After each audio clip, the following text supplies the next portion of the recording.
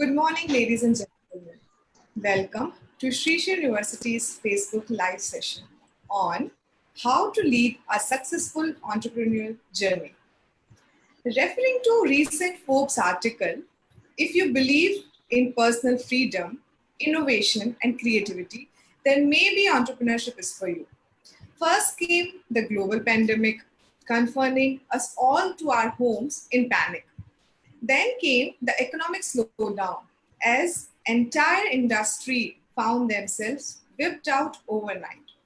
Next comes the restart, where well prepared business leaders, owners, and entrepreneurs will leap ahead and take advantage of the buyer's market.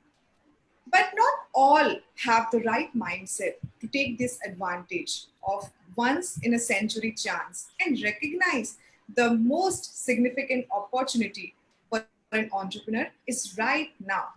Are entrepreneurs born or made? Why mind matters? The COVID 19 crisis has hit the world hard. Many companies have had to let go their staffs. People have been left confined to their homes without contact. Governments have been forced to outlay billions to stabilize the economy. Even with a half full glass approach, it can be tough to remain optimistic. You might have heard that right now is a good time to invest or to start a business, but those calls to action seems like a faint echoes in a dark cave. This is why the right mindset is the first item you need to know before beginning any new endeavor. And to find out this, let's start questioning our panelists. I am Dr. Richa Waghel, Assistant Professor from Sri University, moderating today's discussion on how to lead a successful entrepreneurial journey. We have three wonderful panelists with us. Professor Barada Prasad Panigrahi, he's a director of Sri University's Incubation Center.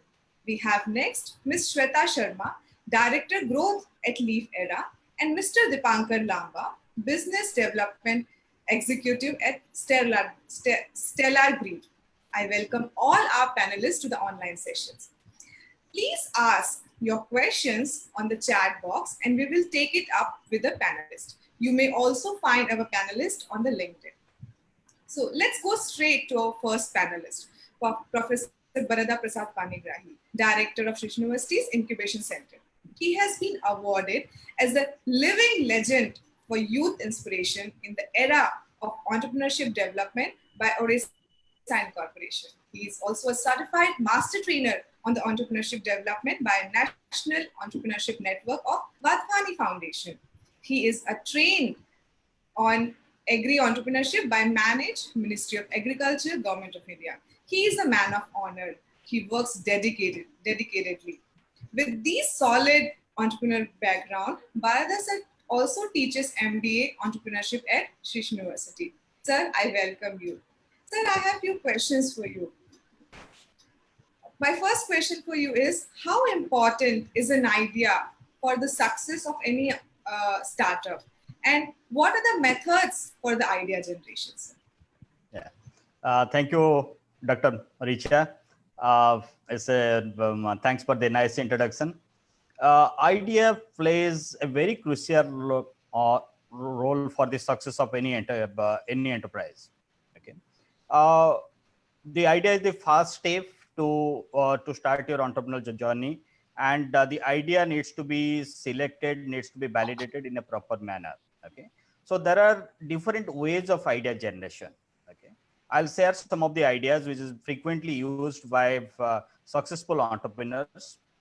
The first and the foremost technique is observe and analyze. Okay, you have to observe the challenges faced by this society and you have to analyze it, and then you have to come up with a solution.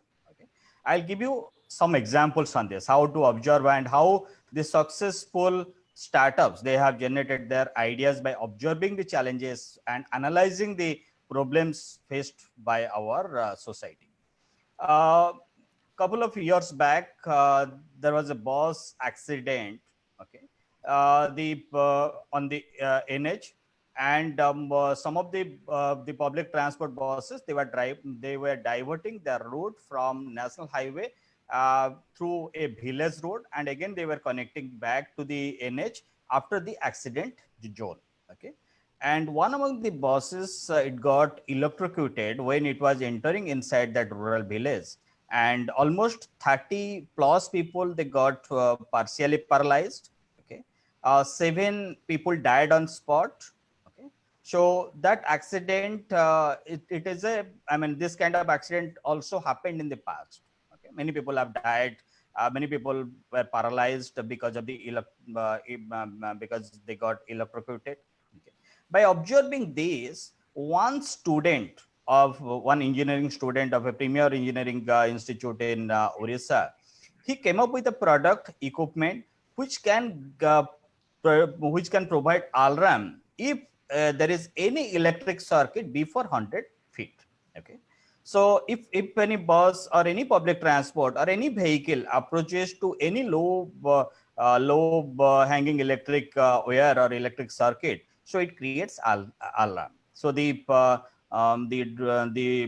driver gets alert, and it stops the vehicle, so the accident can be minimized. And he got incubation support in the premium incubation centers of India. Then he got the funding support.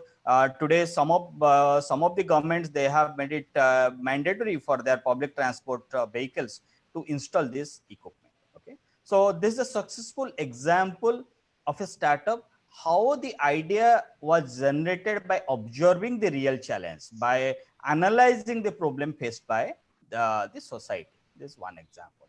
Another example I would like to cite, there is a student of IIT Chennai. He has developed a smart water bottle. Okay, in a most of our diseases, it is because of scarcity of water in our body. Okay, the body gets dehydrated, and we cannot know that, and finally it leads to different diseases, different kinds of lifestyle diseases. Okay, so this smart water bottle, it gives you alarm through a band that if your body gets dehydrated, a normal human body needs at least 3 to 4 liters of water per day. Okay, if you have not taken enough water for that day, so it gives you alarm at frequent intervals. So the person can drink enough water by this. So he came up with this idea, he came up with this concept by analyzing the problem, because this is a generic problem in our Indian context, because of the work culture, we are so much kind of, we get into our work, and we forget to drink water, to take sufficient water. Okay, these are some of the examples how ideas are generated by observing and analyzing challenge, the problem faced in our society. Okay, there are other methods of idea generation, like one of the method is called disrupt. Disrupt is a technique which was coined by one among the vice president of National Entrepreneurship Network of Wadhwani Foundation. Okay, disrupt, I'll briefly tell about this technique, how to generate ideas. It's an interesting interesting concept to generate multiple ideas from a single product. Okay, D stands for derive, I stands for include, um, um, uh, S stands for separate, then R stands for repurpose, U for unite, P for personalize, and T for transplant. Okay, let me give you one example, very simple example for the better understanding of the audience. Let's take example of a product called email. Okay, what is the function of an email? Is basically for the purpose of communication. We use email for communication. So what else can be derived from an email so that it can be a new product, it can be a better product? Okay, for example, I'm driving my car, I got an email from my higher ups, and I have to immediately reply that email. So what happens in that case? I have to stop my vehicle, I have to again type that content, then I have to send that email. Okay, instead of that, can I get an alarm that this is a high priority email, and that text gets converted into voice, and then the voice, again I'll give them voice message, that voice message will be converted to text, and that text will be delivered to the person. Okay, so This can be derived from an email. This is not, as on today, this is not available in an email. Also, can I pay my utility bills, my electricity bill, my water bill through my email? So there'll be on a particular date, automatically my email will be linked to my debit card or credit card, and on that particular day, it will be it will be automatically transferred from my account to that account. Okay. So these kind of ideas can be generated from the from an email. I mean, if you will apply the concept of derive in case of email, so we come up with multiple ideas, multiple concepts. Similarly, it's not about email is just an example, but you can take up any example, okay, any product, and apply the concept of derive. Okay, I'll give you another example, but the second concept, that's called include. Let's take example of a thermometer. So what is the function of a thermometer? To measure the temperature. Okay. Many cases, what happens in case of the dengue or a kind of malaria, the doctor asks us to record the temperature at frequent intervals. Okay. So what happens in that case? We have to we use the temperature and we measure the we use the thermometer, we measure the temperature, and we record it on a piece of paper. Okay, at frequent interval as prescribed by the doctor. So can a thermometer automatically it will record, it will measure as well as it will record, and it will store, and then this information can be transferred to my doctor, okay, through a cheap and cloud based connectivity. It will be transferred to my end doctor.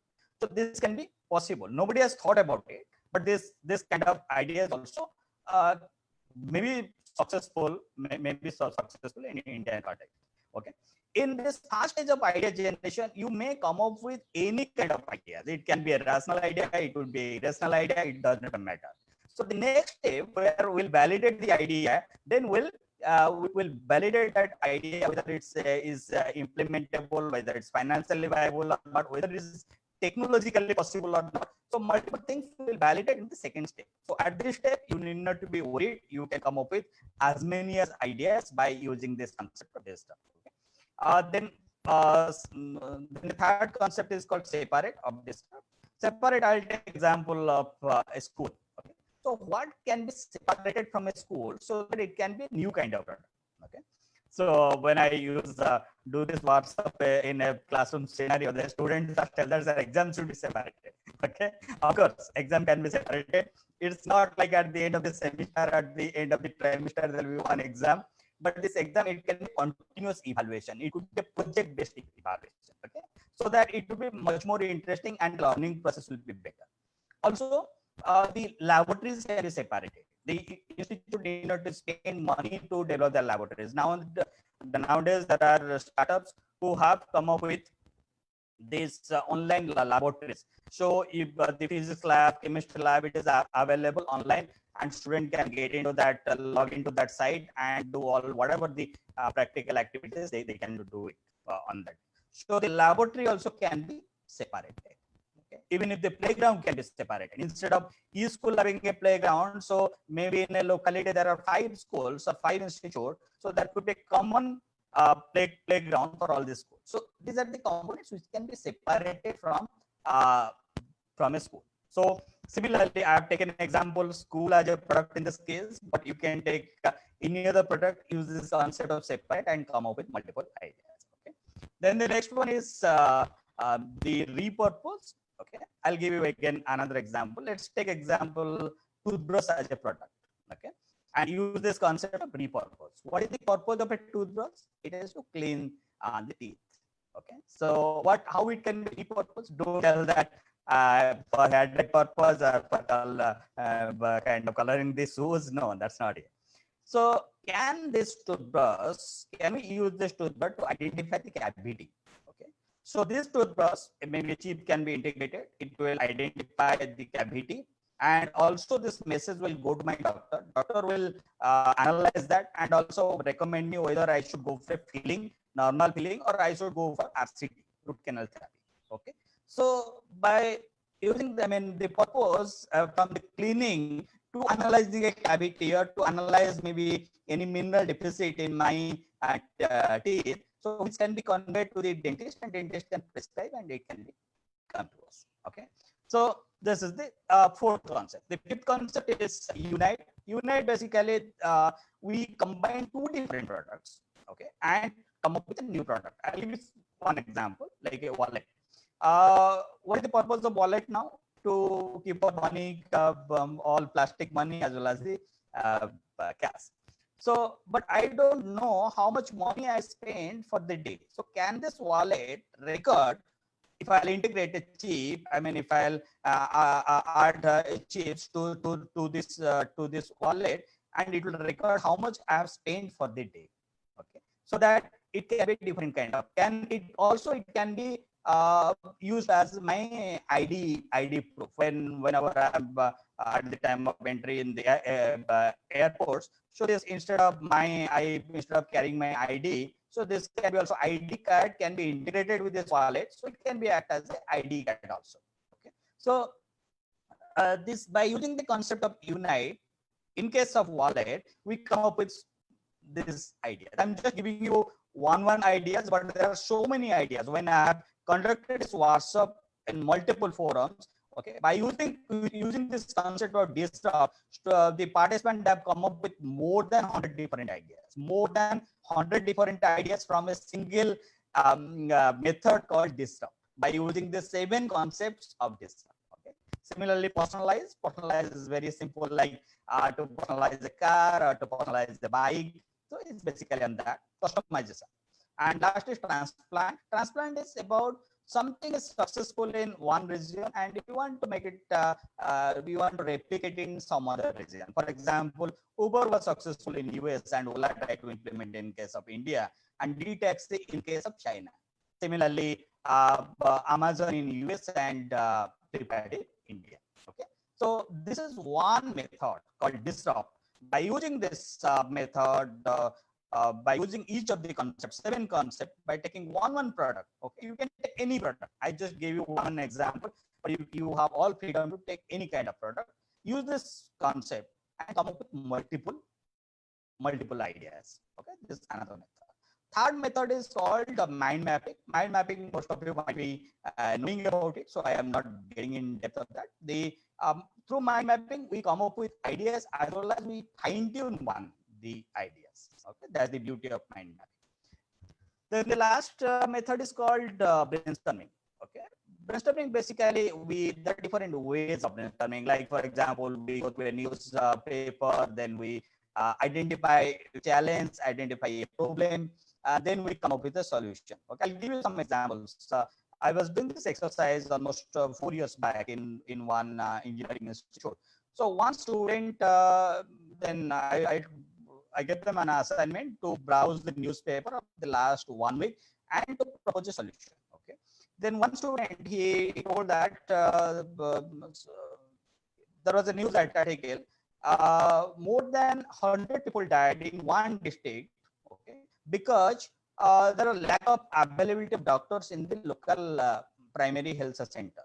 Okay, and the rural, the tribal people, they are not able to access the hospital also because of the road, the poor connectivity. So what he thought about, can we come up with e-hospital kind of concept? Okay, it's not telemedicine, it's e-hospital. Telemedicine basically doctor talks to the patient and gives the prescribes. Okay, but in case of e-hospital, the doctor talks to the patient directly and analyze the basic thing. Like there are on the other side, okay, there'll be around 8 to 9 equipment, like which can measure temperature, which can measure the pulse rate. You have the BP, you have the ECG machine, you have the stethoscope, you have SpO2 measuring equipment. So you have 8 to 9 different equipment. So doctor will advise the nurse or the pharmacist there in the remote place that, okay, now the patient has come, please measure the BP and tell me. So the BP will be measured automatically, and that information will go to the doctor's system through the cloud, and doctor will prescribe it accordingly. So it's not about just by conversation, it's by analyzing the patient, it's by doing some basic analysis what actually is done. So these are the different ways we come up with multiple ideas. Like first is called observe and analyze. Second method is called disrupt. Third is mind map, and fourth method is brainstorming. So by using these different methods, and there are also so many other techniques to come up with ideas. So this is briefly how to generate ideas.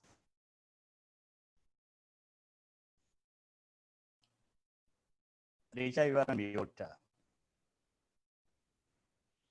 Yeah, thank you, sir. So thank you for sharing this techniques on idea generation. First one was observe, analyze, where you see the challenges in the society, and then you think, and thinking matters. Your 7 technique of disruption, mind mapping, and brainstorming. So definitely, I think this will create many ideas. As you said, one of the workshop, they were like hundreds of idea within a few minutes. But sir, I have heard so many times, so many people say, "Oh, this is your idea. This is not doable. This idea is not doable." So, sir, what are the techniques of idea validation, and why it is important for an entrepreneur to validate their ideas? It's very crucial to validate your idea. Okay. I'm sharing from my last 15 years of experience in dealing with entrepreneurs, budding as well as aspiring entrepreneurs. I have seen startups, they have closed their venture because after 4 years, they identify the startup is not acceptable in the market. Okay. So I asked those startups, if you observed this problem at this point of time, why did not you do a proper foundation work to validate your idea at the beginning? Okay. So idea validation is very crucial. This is not one example. I have seen multiple startups, they face problem because the idea is not validated properly. Okay. As for multiple studies, 80% startups fail within 18 months. They close their business within 18 months because the idea is not validated properly. Okay. So what are the techniques to to validate the idea? Idea validation, basically, it's a 3-stage process. The first step is called decision matrix analysis. The second step is called paired comparison analysis, and the third step is called 5Q framework. Okay. So when somebody, any aspiring entrepreneur approaches me to ask that, sir, I have these 4 or 5 ideas and I don't know which one to select. Okay. So I tell him, I usually recommend, okay, you have 4 or 5 ideas today. So please generate another 4 or 5 ideas. Okay. Make it 10. Then you come to me. Then I'll guide you how to validate these ideas. Okay. So we usually recommend the budding entrepreneurs to come up with 10 ideas. So by using the first concept of DMA, decision matrix analysis, from 10 ideas, we shortlist to 5 ideas. Okay. Then by using the concept of paired comparison analysis, we shortlist 2 ideas from 5 ideas. Okay. Then the last stage, last technique, that's called 5-question framework. By using that concept, we select the final idea from 2 ideas. Okay.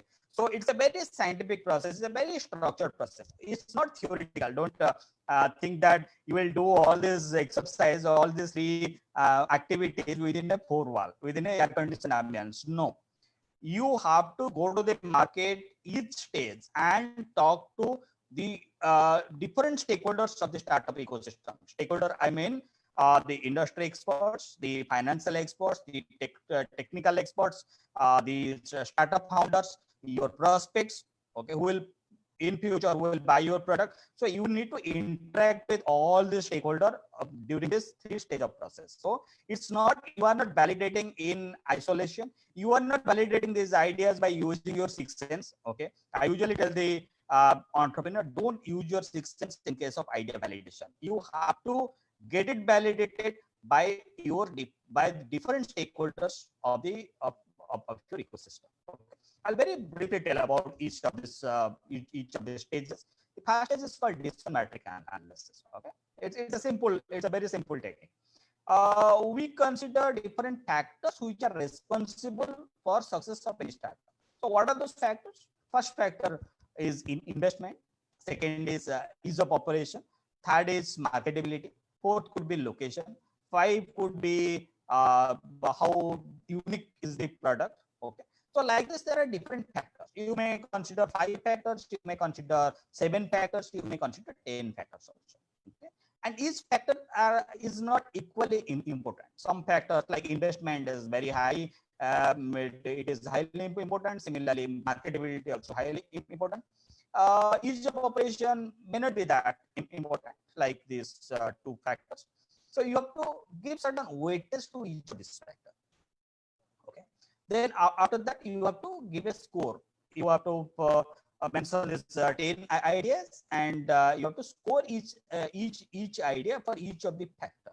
Okay. Then you have to get the weighted score. It's a bit lengthy process. It's not. I'm not able to cover everything in this forum, but of course, those who would be interested, they can get back to us, and we can get this step-by-step process. So this is the first step. In case of decision matrix analysis, we identify the factors. Okay, what are responsible for success of any business. Okay, that's the first step. By that, we shortlist 5 ideas from 10 ideas. The next step is called paired comparison analysis. So what is this process is about? We compare one idea with other idea. On which basis? There is a crucial factor in this case. Easy to start. Okay, so what are the factors responsible for starting a business? Okay, there could be multiple factors. There could be more than 5 or 7 factors, or there could be 2 or 3 factors, which is highly crucial to start a business. Okay, so in this case, we compare one factor with one idea with other idea. If the number of factors to start the business is less, we give a higher score. Okay, if number of factors to start this business is more, we give a less score. Okay, so by that, again, in that process, we shortlist 2 ideas from 5 ideas. So that's called pair comparison analysis. And the last step is called, there are 5 questions. Okay, what problem you are going to solve, how you are going to solve.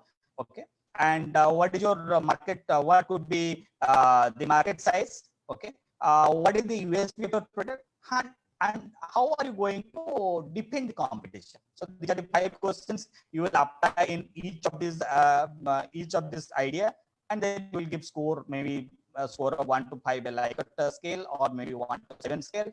Then you score each of this idea, and then you will select the top scored idea. Okay, so idea validation is very, very important for any startup. So it has to be, the idea has to be validated at the beginning. Okay, the startup, though it's a lengthy process, it takes around approximately 2.5 months to 3 months time. I have implemented in case of some startups, and it takes approximately 2.5 months to 3 months time.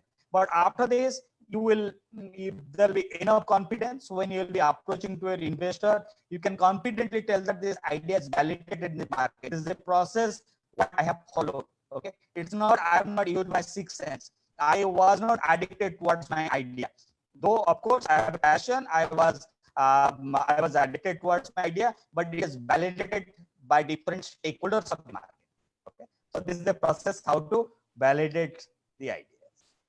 Yeah, sir, I think it's like अग्नि परीक्षा, जैसे सीता माता को अग्नि परीक्षा से गुजरना पड़ा था, वैसे ही किसी entrepreneur के idea को अग्नि परीक्षा से गुजरना पड़ेगा. So thank you for sharing this structure method, and rightly said, it's not like your emotion saying in the end, only the rational thing, your idea gets validated by rational thing, then it's a sustainable one. Thank you so much for sharing that. So next question I would like to ask you, can you please share with your 15 years of rich experience the success factors of any startup? Yeah, so there are multiple success factors for any startup. As I told, idea validation is the first factor. The team is also another factor which needs to be considered seriously. I have seen startups also, they are closed after 3 years because there was mismatch of wavelength of the mindset of the co-founders. Okay, they have closed their unit. Also, there should be a proper business plan. All the financials should be prepared accordingly so that it would be investor friendly. Okay, you should also develop your product uh, through a thorough process. The first step should be, you should develop a prototype, then the prototype has to be validated in the market, and you have to go to the next step called minimum viable product. Again, that minimum viable product you will take to the market, get the insight from the market, then you will develop your final product. Okay, so product development is also another component of the success of any startup. Your the financials, your basically the financial viability of your startup, of the venture, that is also another crucial factor. And and the investment. And once you reach to a certain stage, you need investment. And because without investment after certain stage, the startups may not go to the next stage. Okay, so these are the basic success factors for any kind of enterprise. Yes, sir. Thank you, sir. Sir, there are many budding entrepreneurs with lots of passion and lots of ideas they have, but so they do not find the right support system. So, what kind of support system is provided by the incubation center of Sri University? Yeah.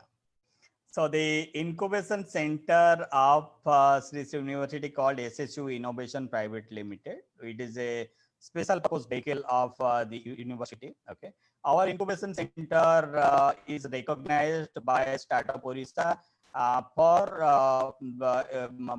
agriculture and food processing. Okay, so whatever the startups basically apply to Startup Orissa, they usually share their ideas with us to validate whether it is implementable or not, whether Startup Odisha should provide them funding support or not. So we are a recognized nodal agency of Startup Odisha for agriculture and food processing. Okay, and I would like to share with you also, our university was awarded as best boot camp, got the best boot camp award, because maximum number of ideas were generated by our students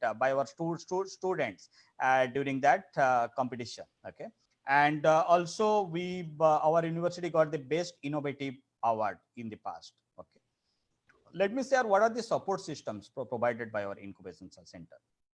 So we provide the mentoring support to our budding entrepreneurs. Currently we have 11 incubators, 11 startups were supported by our incubation center.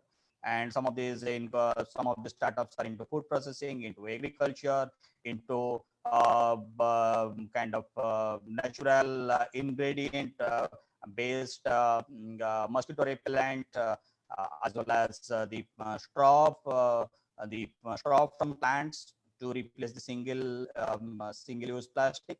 Okay, so these are different. Fortified, one startup is also into fortified food. Another startup is into IoT based, Internet of Things based apiculture. Another startup is into mechanized fertigation process. Okay, so these are the different types of startups. So what kind of support we usually provide to them? We usually provide mentoring support. We provide mentoring support to them. Okay, every month we conduct 2 mentoring sessions. We invite a panel of mentors, experts basically from various fields, financial experts, technical experts, also some of the successful startup founders. We invite them monthly twice. And each startup, we have also connected them to a mentor of their own sector, like someone is into IoT, into apiculture. So we have connected him to an expert who is from apiculture background, who is basically entomologist, come apiculture, is a scientist in the field of apiculture. Okay. Similarly, we connect them to a particular dedicated sector specific mentor. Okay.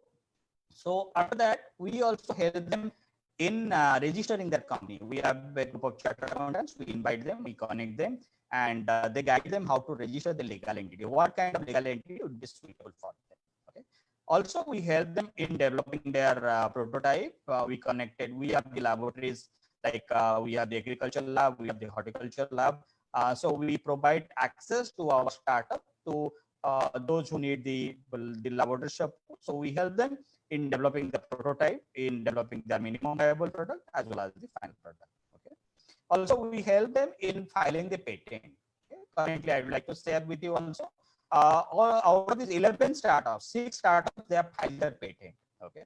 This may be very, for the first time in Eastern India, there are so many startups, they have filed their patent for the product as well as for the concept, for the process. So, okay. So this is one support also provided by us. So after this, we provide them support, expert support in developing their business plan, in fine tuning their financial, which will be investor friendly. We also conduct pitch lab. Pitch lab basically is a demo pitching session to the investors. Okay. Then we connect them to different prospective investors. Okay. Like the companies, we get the companies to the campus, and on the other side we make students the employment ready. We put their employability skill like subject matter knowledge, their communication, other attitude, other skill set. We improve the skill set, and then we bring the company. Similarly, in case of startup, in case of incubation support, we improve them, we make them investor ready, then we invite the investor. So these startups, they usually reach to the investor. So these are the broad supports provided by our incubation support, by our incubation center, and there's a complete handholding support to the startups incubated in our center. Yes, sir, I agree, totally agree, because it's an end-to-end support system which Incubation Center of Srishti University is providing, hands-on support. And so some of the points which you mentioned, it's definitely benchmark for all the Eastern Indias. It's a really good achievement, sir. So congratulations on the such good achievements of Incubation Center of Srishti University. Sir, my last question to you is, as you have 15 years of experience in the entrepreneur industry, and you have so many good things what you have achieved by your hard work. So you also teach at MBA Entrepreneurship at SSU. So what is the USP of this program at SSU? Yeah, it's a good question. Our USP is that in MBA Entrepreneurship, we provide the incubation support access to the MBA Entrepreneurship students from day one. The second component, in addition to the theoretical input, we also provide them handholding support, like I shared with you. Okay, we provide them handholding support at each stage of their entrepreneurial journey. That is step 2. Third component, we usually we try our best so that they start generating their revenue by the time they leave the campus, before they leave the campus. Okay, it may be in their third semester, or it may be after their second semester. This is another component. We try our best so that by the time their friends get a job, by the time their friends they get their jobs, by the time these MBA entrepreneurship students also start generating their revenue. Okay, by the time they go back to their home, they can proudly say that is we have started generating the revenue. Okay, so that is another component. Also, we provide them the networking support. Srishti University, the parent organization Art of Living has presence in more than 150 countries, and we provide them access. We have the mentors from different countries, so we also provide them different the networking support to these budding entrepreneurs, to these MBA entrepreneurship students. Okay, and also we are planning to provide the seed funding support to our to the MBA entrepreneurship students who will be incubated in our incubation center by connecting them to different schemes of Ministry of Small Medium Enterprise, Micro Small Medium Enterprise, MSME, and other different schemes of DST and DBT. Okay, so this way our course does not provide a theoretical input to these future entrepreneurs, that's the MBA entrepreneurship student, but also provide them handholding support at each stage of their entrepreneurial journey, and we try our best to make them successful by the time they leave our campus. Sure, sir. Sir, it's a very good idea from providing students right from the theoretical aspect, developing their plan, and the major important thing is providing them the seed capital, which is the need of the hour. Like many people have the idea and everything, but the funding generation doesn't happen. So we provide that support also. That is really nice, sir. So thank you so much for your such rich experience, and you have been sharing with us. It's really nice, sir. Thank you so much, sir. So before we go to our further panelists, let me share my experience of entrepreneurship at Shish University. My handsome brother, Mr. Gaurav Baghel, is also an MBA student at Shish University. As he is 7 years younger to me, he is the most pampered one, especially by me. In 2016, he was pursuing his first year of BBA from Shish University itself. I never realized his professional capabilities until one day I saw him presenting against many PG students at our university level entrepreneur competition at Startup Forerunner in front of many investors. I was with him whole time, supporting him, preparing him up, and then he just goes with one line. Are you don't worry, Barada sir has said that you have a wonderful idea. So do all the groundwork properly and just present your idea with confidence. And there he was. He secured second position at the competition. It was not only his success, but the success of my whole family. We were so proud of him. That was the first step. Now he finished his first year of MBA from this university, and he has filed a patent on natural mosquito repellent under Barada sir's guidance. Also, he's forming a company. Barada sir have kindled a confidence and enthusiasm in him, and my parents are fully in support of him. Sir, it's my personal way of thanking you, sir. Thank you so much. So let's go forward to our second panelist. Our second panelist is Ms. Shweta Sharma, an entrepreneur and marketing enthusiast.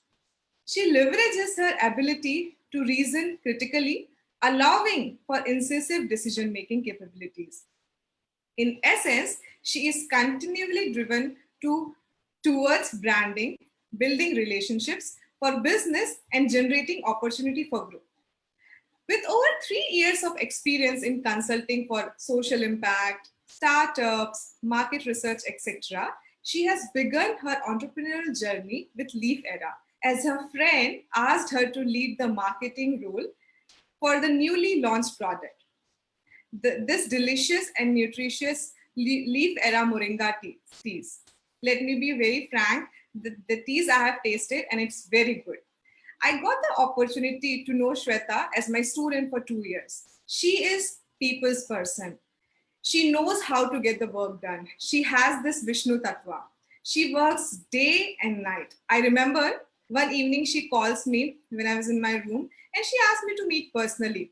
And I opened the door and there she was, lit up, happy face. She hugged me and she informed me that one of our students got the job with a good package. I told Shweta, not everyone has what you have. She was the member of placement committee and always kept others before her. Her fellow classmates used to call her mother of the batch. She works with plans, strategies, and loads of conviction. She handles the challenging situation also with smile and courage. She is actually the lady in him. Shweta, I welcome you. And I think on behalf of Shweta, I can say that Shweta is a proud alumni of Shish University. Welcome, Shweta. Shweta, I have a few questions for you. Can you please briefly explain about your startup and your role at Leaf Era? Thank you so much, Richa ma'am. I was really honored by your kind words. This is slightly overwhelming because it's been just 2 years since we passed out from Shrishi University, and it looks like we've come so far. So to tell about my role at Leaf Era and what Leaf Era is all about. So we are a brand for Moringa-based products. So the first products that we launched in the market are Moringa teas, which are very high in nutrition, and we've made them very delicious. So Leaf Era was started by, again, Shrishi University alumni who happened to be my friends, Mr. Kameshwar Kota and Jilpi Mani. They had passed out before me, and once I finished my studies, they asked me to join in, as you had mentioned. So it was such a big decision to join Leafera. Uh, Leafera has the vision that people should choose uh, healthy food consciously because it is also tasting good. Now, we have seen that whatever food is healthy, it is not tasty. Whatever food is tasty, it is not healthy. So we decided to club both of them and develop an innovative product, which is very well running in the market now. Coming to my role, I take care of everything that grows, basically the connection with customers, the sales, the marketing effort. Now I take care of the face of Leafera in the public. That's in short what I do here. Yeah, thank you, Shweta. That's really nice, the working and working with the people whom you like and working for the cause. Yeah. And can you please also tell how your startup is adding value to the society? As I have tasted, you gifted me this tea bags, and I was seeing, I was like working on my diet, and I was seeing, oh, this has this also, oh, this has this also. I don't have to go in 10 places, I just get this in one place. So can you please elaborate on more on that? Yeah, sure. So the value that we are adding to the society, it is threefold. So first and foremost, we start with farmers. We have been agribusiness students, and we all know the plight of the farmers in the country. So we wanted to give farmers something which increases the value of their produce, so that they can get a better price realization and ultimately leads to their prosperity. So moringa is a high value crop. We started with moringa so that we can start procuring from farmers and give them what they've always been wanting for. Price discovery mechanism in India has been very shady, and they have faced a lot of problems in getting the right price for their produce. Be it mandi, be it even if they are contracting with agencies or companies or food processors. So this has been a major issue. The second part, what we wanted to do was create a win-win situation for our customers also. You see, in all these metro cities, uh, the people who are working in the corporates, they are, you know, their lifestyle is such that they are neglecting their nutrition needs a lot. In fact, what happens is, due to their lifestyle, very early on in their careers, they start facing health issues and severe ones. People will start having diabetes in their 30s. Even it goes down to nervous breakdowns in their early 40s. So that was a major concern. So we wanted a product that fulfills their nutrition needs, and that too in a very easy way. People consume green tea, people consume all sorts of herbal teas, but the catch is that these do not have nutrition in them. Our teas have all the 90 essential nutrients required by the body. So it has 17 times more calcium than milk. That is like wow. And 15 times more potassium than banana, 25 times more iron than spinach. And to think about it, it has been a traditional food in India. Moringa oleifera leaves have been consumed all over the country. And the only problem is, traditionally it has been consumed, but now the newer generations, generations like ours and the coming generations, they have not come to know the value of moringa. So this is the second part. The third aspect is what we are doing for the startup community. We have startup community as well as the society as a whole. See, getting into a startup, it requires a lot of efforts, which most people shy from. That is why there are not many entrepreneurs compared to the rest of the population. So generating employment, and from our experience, we we guide the young tender minds. We do that regularly. We We have interns on board who come and see what we're doing, and they come to know what are the challenges that are faced by a startup. We grill them very rigorously so that they can prepare in a much better way for their career ahead. You go to any place, be it a startup or a well established corporate, the nuances are slightly different, but the professionalism remains the same. The corporate dynamics to a certain extent remain the same.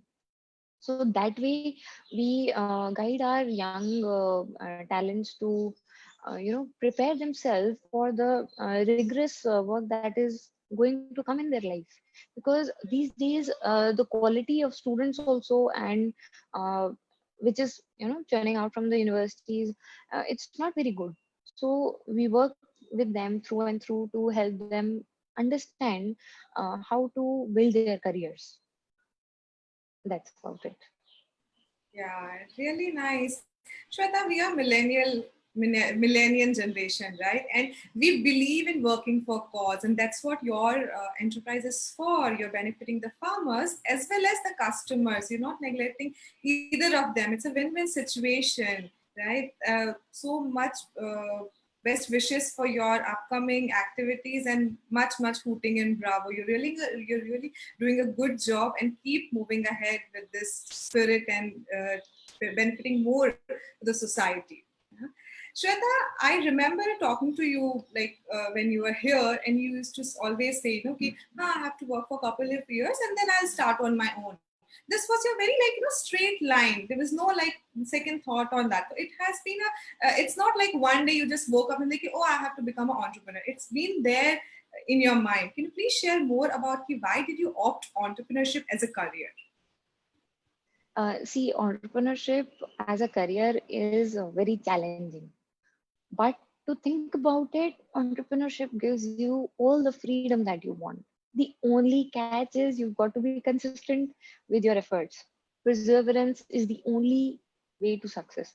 In our own journey with Leafera, we have seen so many ups and downs, but after every cycle, we grow, we emerge victorious. Okay, we have passed this stage, we can do further. We go cycle by cycle, that okay, this month our sales have not been so good, next month maybe it will be, and then we put in so many efforts. Then situations are also favorable, but then sometimes when situations are not favorable, for instance, right now when everything, so our growth was going like zoom, but then suddenly we face the pandemic and everything is shut down, and we were like, okay, what do we do now? We were getting so much revenue and now everything is shut.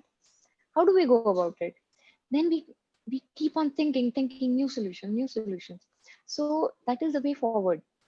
We do not stop at one place. There is so much adventure in an entrepreneurship journey.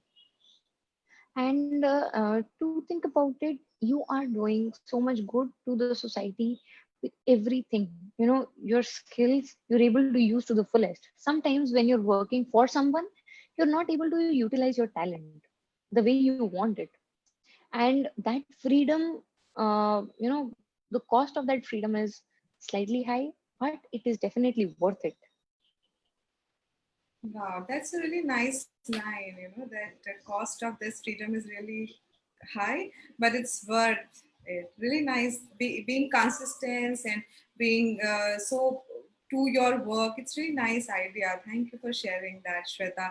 Shweta, I would like to ask you one last question. What would be your message for the budding student entrepreneurs?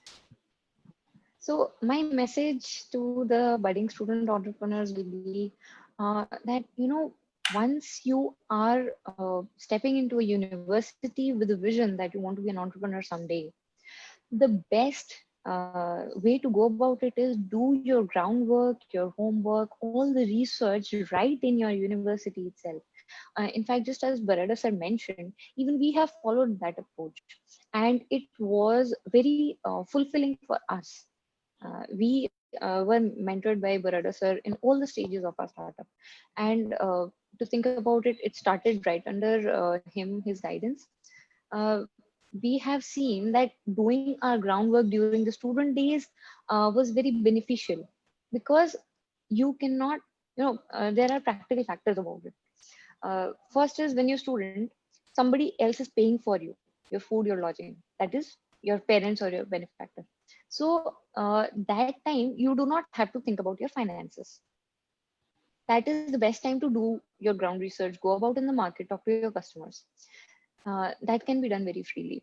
And the second aspect is uh, once you start generating revenue, the most important aspect is to push yourself every day.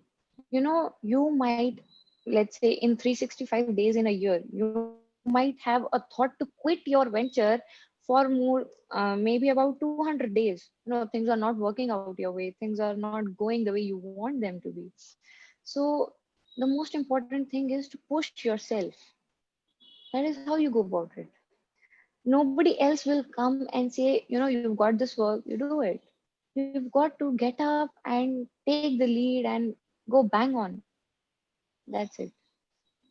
Yeah, really nice. You know, अपने हाथ गंदे करने ही पड़ेंगे. If you wanna go, if you wanna, you know, have a shining diamond, it comes from only from coal. Thank you so much, Shweta, for sharing your wonderful ideas and wisdom and your one thing which I liked about your whole thing is what I catch. One thing is move forward. Just move forward. If last month revenue didn't happen, it's okay. Plan better and move forward. Thank you so much, Shweta, for being here. Our third Thank you. panelist is Mr. Dipankar Lamba, aspiring to change the world. He led down the foundation step by co-founding Stellar Grid, a startup aimed to consumerize the solar PV industry in India. He believed in sustainability of ideas, of change, of trends, and in decision for the road ahead. He aimed to make sustainable and green production not only easy but a preferred choice for everyone.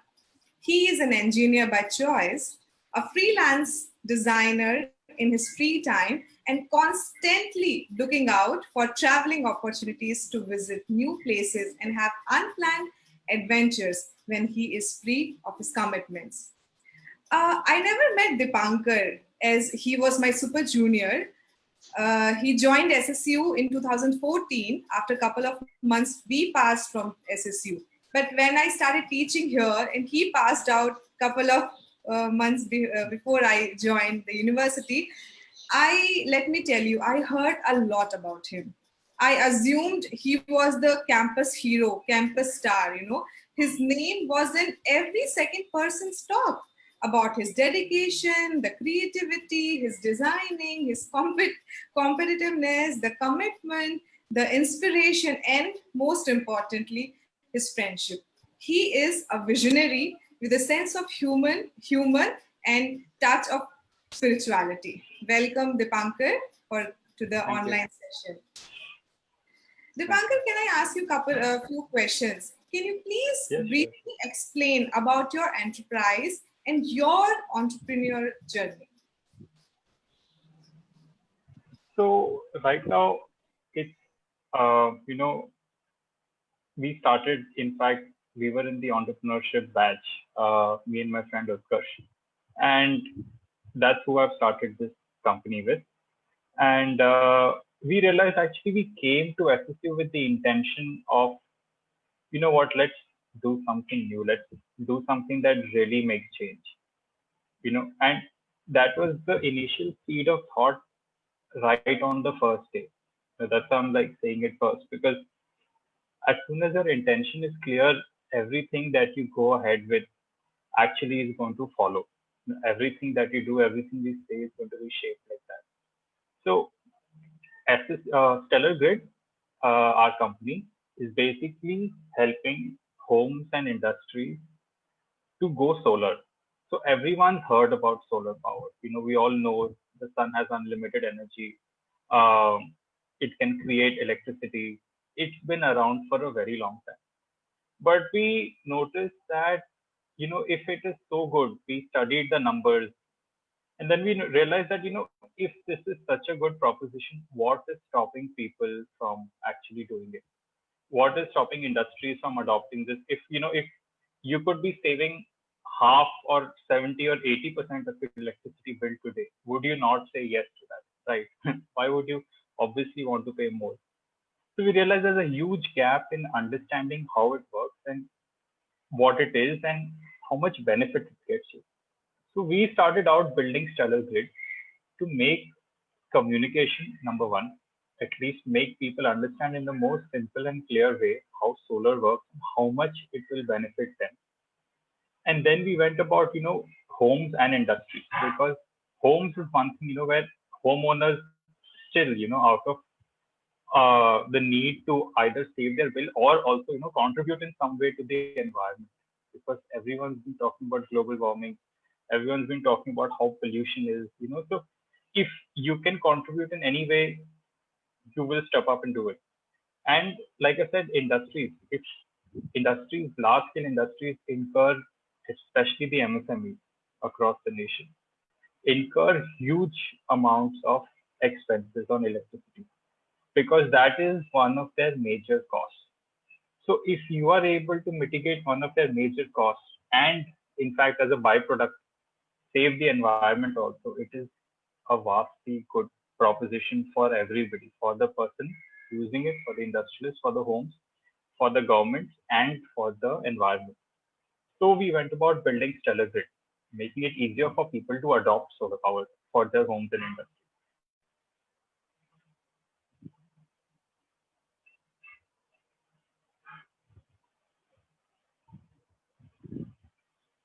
Hello? Richa, you are on mute.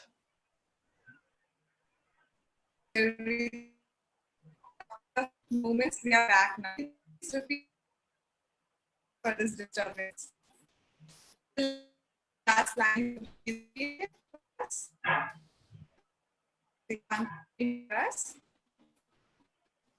I'm sorry, actually, I didn't think I can hear. Could you repeat that, please?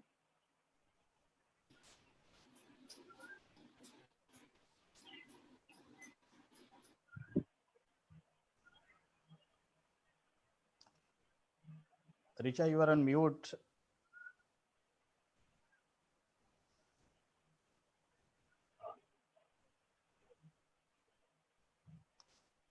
You're on mute, Richa. Yeah.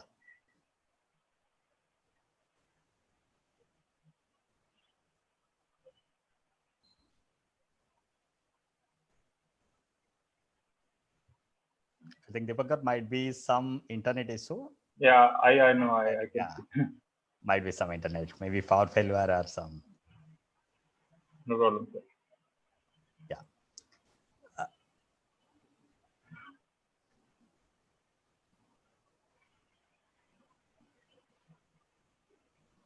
Hello? Yeah, Richa. Yes, sir. Yes, we can hear. Yeah. I'm so sorry for this connectivity breakdown. You were saying, No. yeah, can I request you to please continue with a couple of things which you said before this breakdown happened? Yeah, so actually, like I said, our entire mission became to make the adoption of solar power much easier, much understood by industrialists and homeowners. So ever since now, it's been almost now 2016 to now, it's been 4 years. And we have progressed from going to homes to doing large scale industry projects. And we are also working side by side on an algorithm that can help people identify how much they'll save in exact numbers just using their location in electricity bill. So, in fact, a process that normally in the industry takes about 2 to 3 meetings to understand, where people will usually a customer visit, has his roof checked, has all the details given, and then he understands, okay, fine, this is my solar power plant, this is the kind of savings I can make from it, and this is how much I'll benefit. So we are trying to turn that entire experience online so that people will now be able to just log into our website, be able to check how much they can save, and that information given to them at that speed will actually help them make a decision quicker. So that's what we're working on right now. Yeah, thank you for sharing that. You said that you had clear intention, and then you just followed your objective and goal, and I think that's what it made it so easy for you to continue so far and getting more customers and being consistent to your business. But when I say made it so Yeah. easy, I am sure it doesn't come with so much of just like, oh, it's very easy to work like that. I'm sure there have been many challenges. Can you please share about what are the challenges you faced in your organization or in your startup and how you overcame? So, the challenge with any newcomer in the market is no one knows you. So if no one knows you, they are only going to rely on what you tell them. So you have to make a very, very convincing story as to why someone should choose you, what you have over any other competitor, why you are, better than anything else in the market right now. And only if you have established a sort of trust with your customers, you will be able to sell that product. So at the end of the day, it is more than selling a product or a project or a solution. For any initial entrepreneur, it is about building trust. If you are trusted, not only will that customer support you, in fact, they will help you go further. So the initial bridge, like I said, is building their trust. If you're built the trust, you are done with the stage one of your difficulty. So if you are able to overcome that, you're actually overcome a very, very large obstacle. So once you have trust from a few people, you understand, and even building this trust comes from understanding the people, what their expectations are, what they expect from you, what they expect from the product. It's not going to be that straightforward, because if you see, for someone to trust you with an investment, it is going to take some amount of research and thinking. So if you are clear about why you're doing what you're doing and how well you're doing it to service that customer will want to see that you are genuine and you're trustworthy. So that is number one, that is purely all human contact. So building trust, number one. Second, obstacles, if you've been facing obstacles since day one. Now, as soon as we started, the government came up with the GST movement. And right after that was announced, the entire economy had slowed down because everybody had to reform their systems. Everybody had to just take some time off from regular business and look into their books. So every time you would go to somebody, they said, "Hamare paas time nahi hai. This entire GST has messed up everything. Now we need to go figure that out." So once GST got done, then notes got banned. So that entire cycle repeated all over again, because every business is now struggling to just make their systems right. And especially with us, we have been catering to MSMEs. So it's not that, we are giving our solutions to IT firms or, professional firms like that. What's happening is that because we're giving it to MSMEs actually face this cash and non-cash issues because they have been working like that for such a long time that it's ingrained in them. So that took another hit on us in terms of momentum. But like I said, what would happen is that every time we build up momentum, there is something like this taking it away. And now, the best of all, coronavirus is here. So again, as soon as we had built a good momentum, a good funnel, lots of projects in line, this thing comes up. Nobody expects it, but we are dealing with it. We are trying to see how we speak to customers, maybe give them news updates.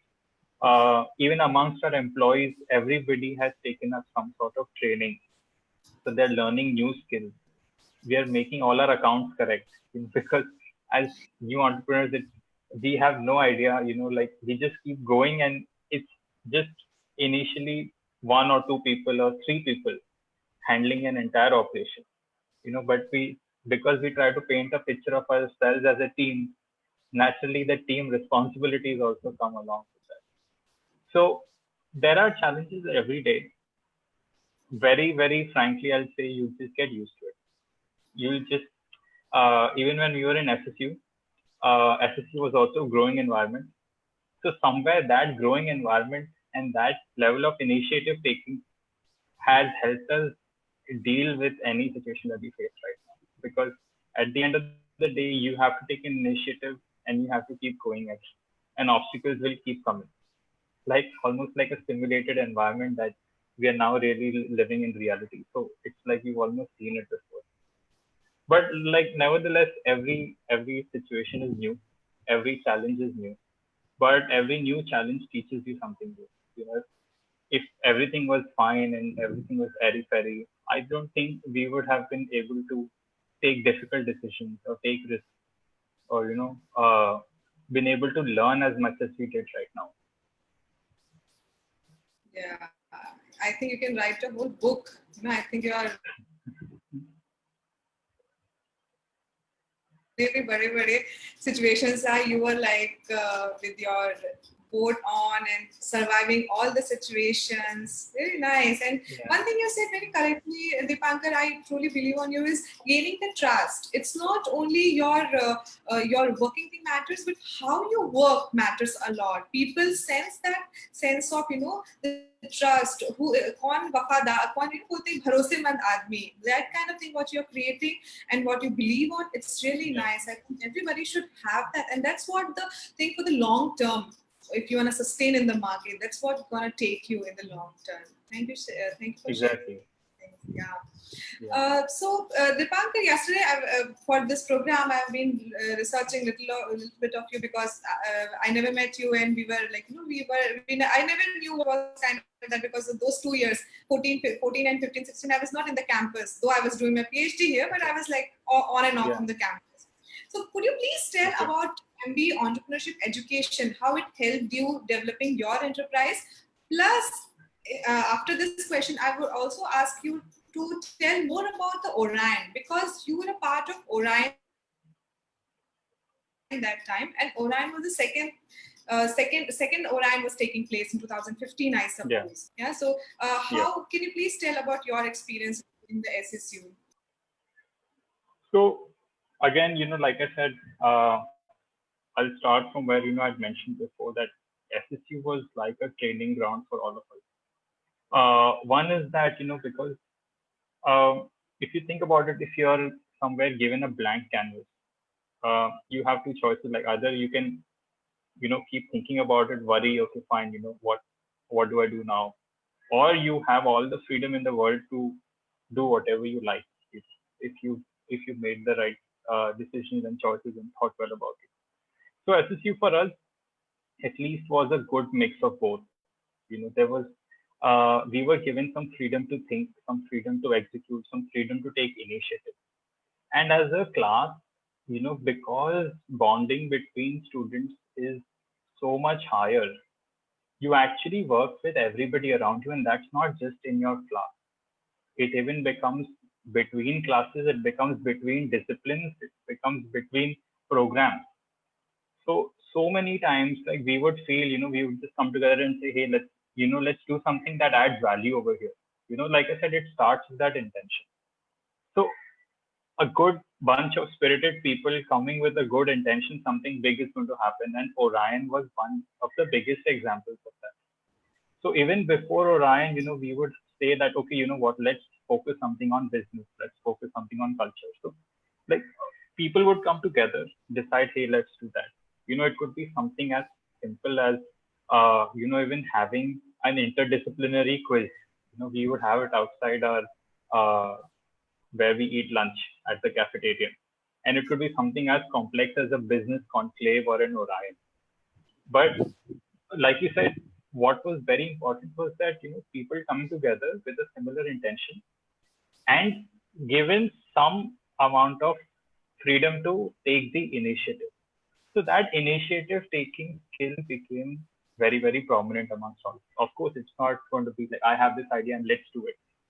There are going to be hurdles. There's going to be finance. There's going to be permissions. And the administration did a good job in giving us all the possible things that would stand in our way. But we would learn to find common ground.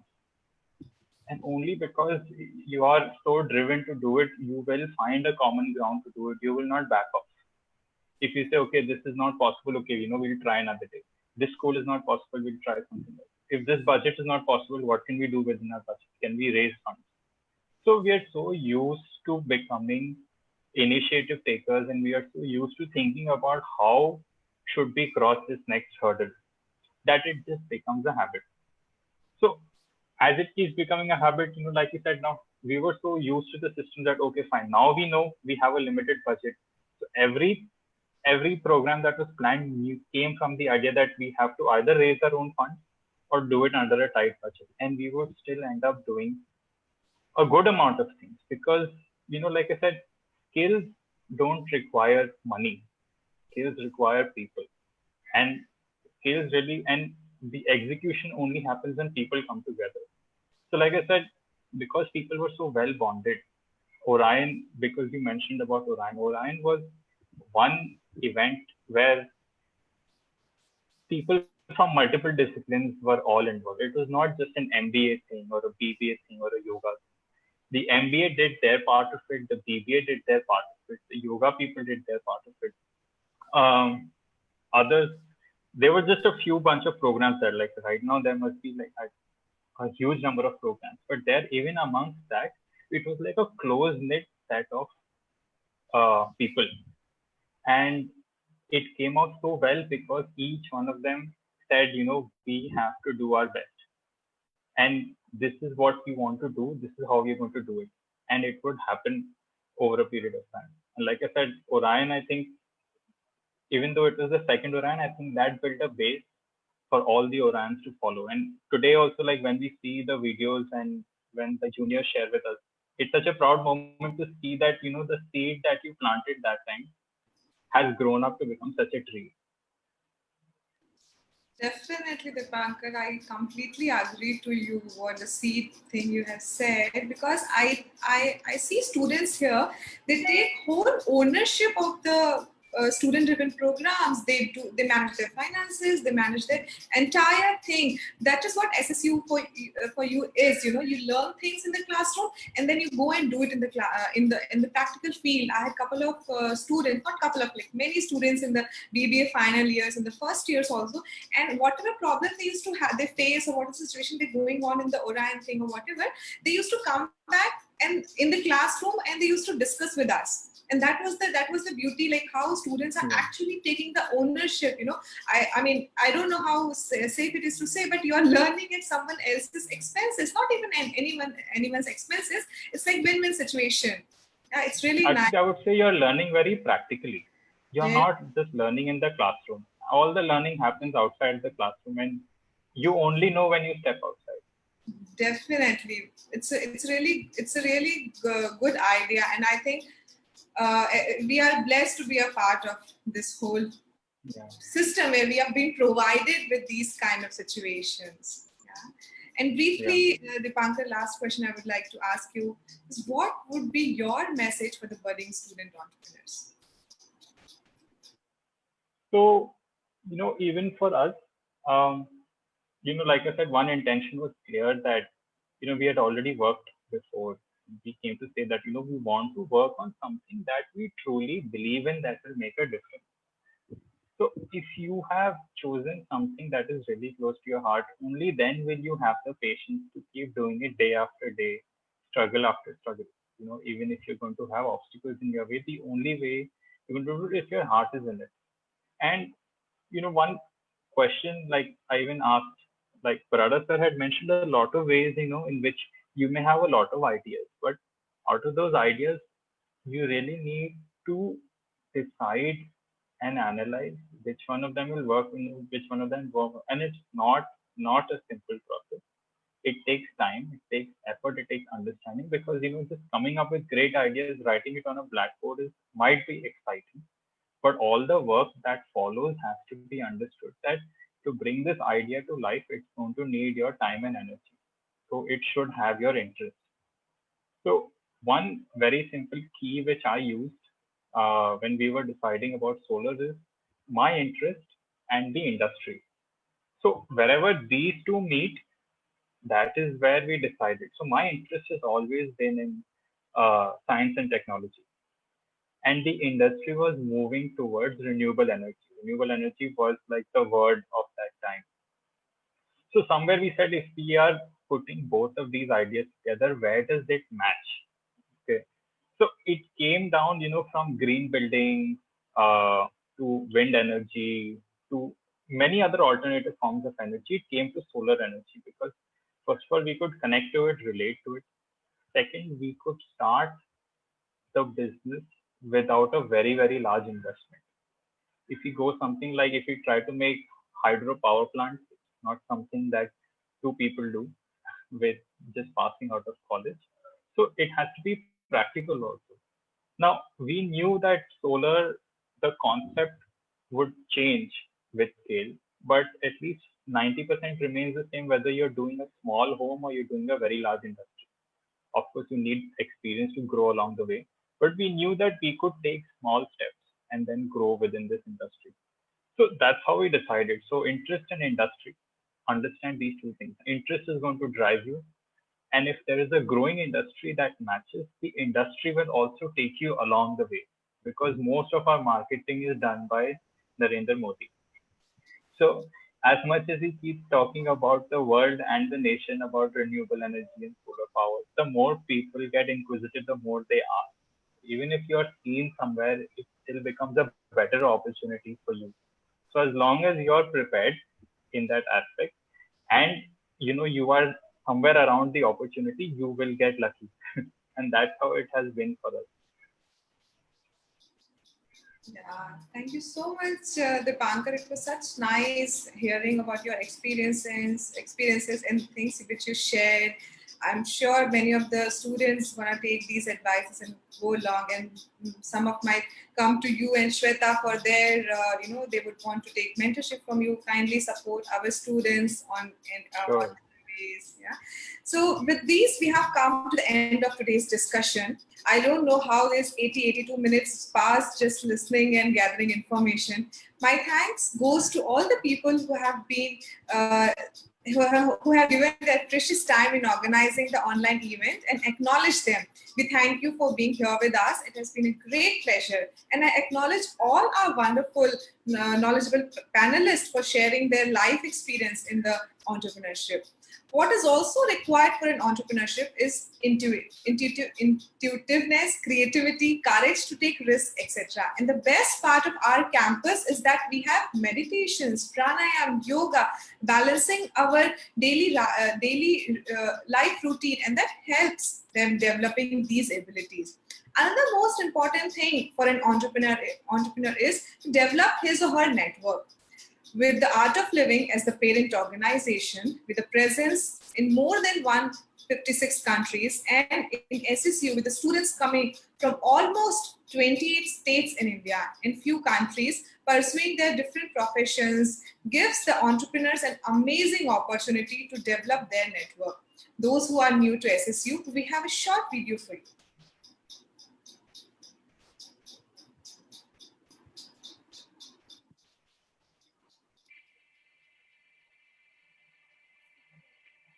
We live in a world that is constantly changing and evolving. And to face global challenges, we need people with dynamic personalities. At Sri Sri University, Odisha, the next generation of decision makers and leaders are groomed with the purpose to learn, lead, and serve.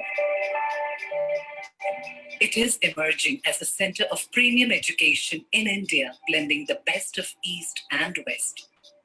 This university has a unique approach to education that combines Western innovation with the ancient values and wisdom from the East. It is one of India's first alcohol, drug, and smoke-free campus.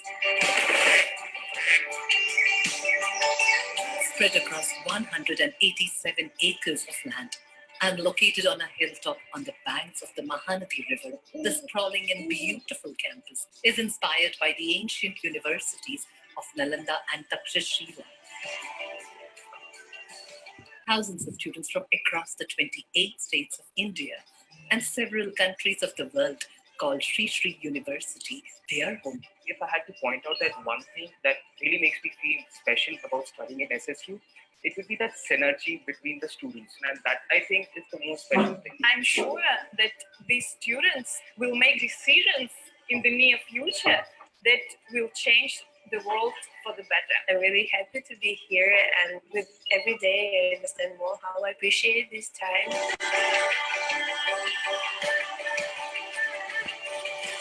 Sri Sri University offers courses from an undergrad to a master's level and also PhDs. Sri Sri University is one of the first university in all of Asia to introduce osteopathy, a drug-free, non-invasive manual therapy that aims to bring a revolution in the path of medical science. Yoga, meditation, and spiritual values are the foundations on which the university stands tall, and it is these that are shaping the personalities of our students inside out.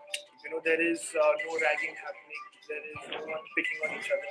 And that is really important, I feel. The environment of the university is such that the emotional quotient automatically develops in a person. This is my 4th year in SSU, and I have seen a transformation on a very large scale in my life. It gives you more than it promises. So that's all a person can ask for.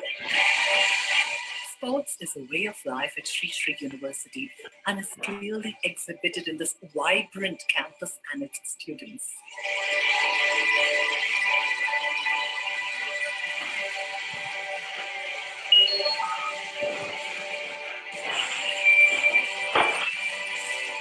The annual fest Orion is a pursuit for brilliance.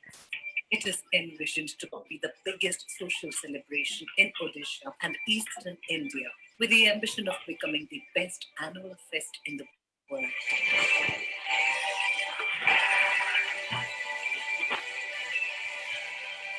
Our alumni have been placed in some of the top multinationals, while some have set forth to create successful startups of their own. Sri Sri University was one place I looked at where I feel I could learn more than just what's in the books. Because at the end of the day, I realized it's a lot about handling people more than systems. It's about actually coming together and making a difference.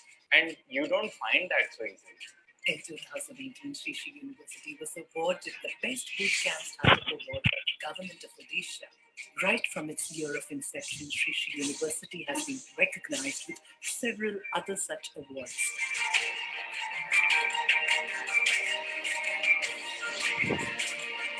Our vision is to impart holistic and value-integrated education in order to develop visionary thinkers and leaders. The revolution in education has begun.